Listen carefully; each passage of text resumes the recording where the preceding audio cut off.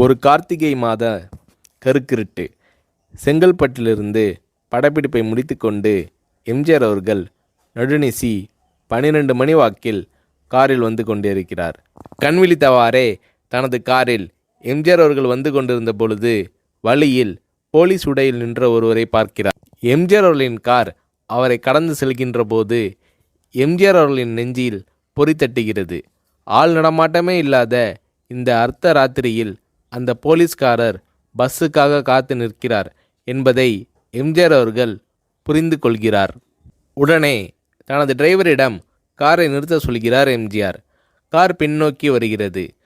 போலீஸ்காரரின் அருகில் காரை நிறுத்தி கதவை திறந்து ஏறுங்கள், எங்கே போக வேண்டும் என்கிறார் எம்ஜிஆர்.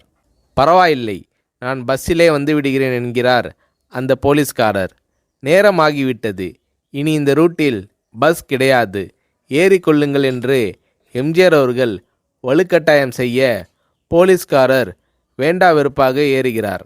காரின் உள்ளே லைட் போட்டு சாப்பிட்டீங்களா என்று கேட்டுக்கொண்டே தனது சீட்டுக்கு பின்னால் இருந்த பிஸ்கெட் பழங்களை எடுத்து கொடுக்கிறார் எம்ஜிஆர். இப்படி ஓசியில் பயணம் செய்வதே எனக்கு உடன்பாடில்லை. இன்னும் நீங்கள் உண்ண சொல்லி வேறு என்னை இழிவுபடுத்தாதீர்கள் என்று போலீஸ்காரர் மறுக்கிறார். எம்ஜிஆர் அவர்கள் பூரிக்கிறார். இருப்பவனிலிருந்து இல்லாதவன் வரை படித்து பதவியில் இருக்கும் எத்தனையோ பேர் எனக்கு அது வேண்டும் இது வேண்டும் என்று எம்ஜிஆர் அவர்களிடம் வேண்டியதை பெற்று செல்கிறார்கள்.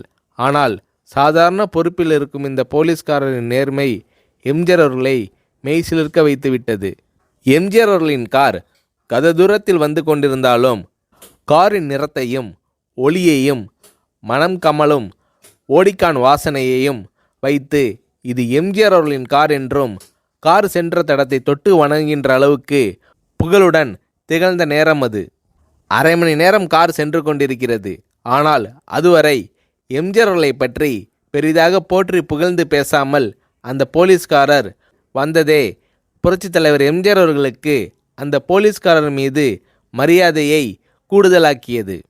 நான் தான் எம்ஜிஆர் என்கிறார் எம்ஜிஆர். கேள்விப்பட்டிருக்கிறேன் என்கிறார் அந்த போலீஸ்காரர். பொன்மனச்செம்மல் எம்ஜிஆர் அவர்களின் முகத்தில் கோபம் இல்லை, பதிலுக்கு பொன்முறுவல் மலர்கிறது. என் படங்களை பார்த்து இருக்கிறீர்களா என்று கேட்கிறார் எம்ஜிஆர். நான் சினிமாவே பார்ப்பதில்லை என்கிறார் அந்த போலீஸ்காரர். புரட்சித் தலைவர் எம்ஜிஆர் அவர்கள் இன்னும் பிரமிக்கிறார். இப்போது கார் சத்தத்தை தவிர ஒரே நிசப்தம். போலீஸ்காரர் தனது வீட்டிற்கு 1/2 கிலோமீட்டர் தூரத்திற்கு முன்பே காரை நிறுத்த சொல்லி இங்கேயே இறங்கிக் கொள்கிறேன் என்கிறார். ஏன், நீங்கள் குறிப்பிட்ட அந்த விலாசம் இன்னும் 1/2 கிலோமீட்டர் தூரம் இருக்கிறதே என்கிறார் எம்ஜிஆர். சாதாரண போலீஸ் உத்தியோகத்தில் இருக்கும் நான் காரில் வந்து இறங்கினால் என் வீட்டிற்கு அருகில் உள்ளவர்கள் என்னை தவறாக நினைத்து கொள்வார்கள். இதுவரை இப்படி நான் யார் காரிலும் ஓசியில் வந்து பழக்கமில்லை. நீங்கள் இவ்வளவு தூரம் செய்த உதவிக்கு நன்றி என்கிறார் அந்த போலீஸ்காரர். புரட்சித் தலைவர் எம்ஜிஆர் அவர்கள் அதற்கு மேல் எதுவும் பேசவில்லை. அவர் எந்த போலீஸ் ஸ்டேஷனில் பணிபுரிகிறார் என்பதை மட்டும் கேட்டு தெரிந்து கொண்டு கிளம்புகிறார். அடுத்த நாள் செங்கல்பட்டு போலீஸ் ஸ்டேஷனுக்கு ஃபோன் செய்து நான் எம்ஜிஆர் பேசுகிறேன் என்கிறார் எம்ஜிஆர்.